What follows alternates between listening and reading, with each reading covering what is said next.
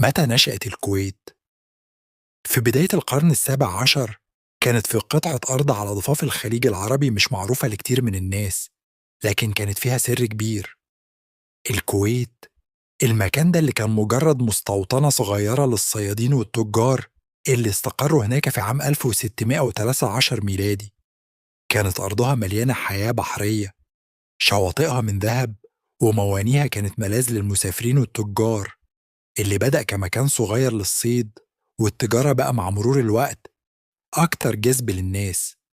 لكن في عام 1752 ميلادياً حصل حاجة غيرت مجرى التاريخ. اجتمع كبار الشخصيات في المنطقة واختاروا الشيخ صباح بن جابر ليكون أول حاكم للكويت.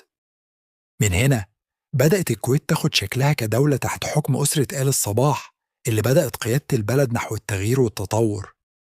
ومع مرور السنين الكويت بقت أكتر ازدهارة لحد ما في سنة 1938 ميلادياً حصل اكتشاف غير متوقع.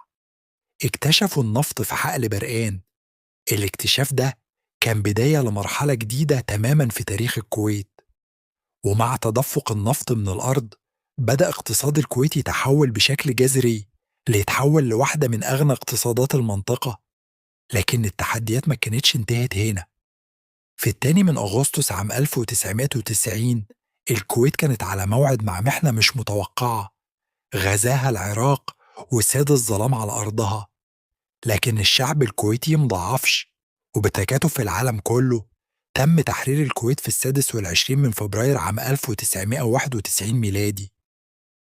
النهاردة الكويت مش بس دولة صغيرة على الخريطة، دي رمز للصمود والعزيمة.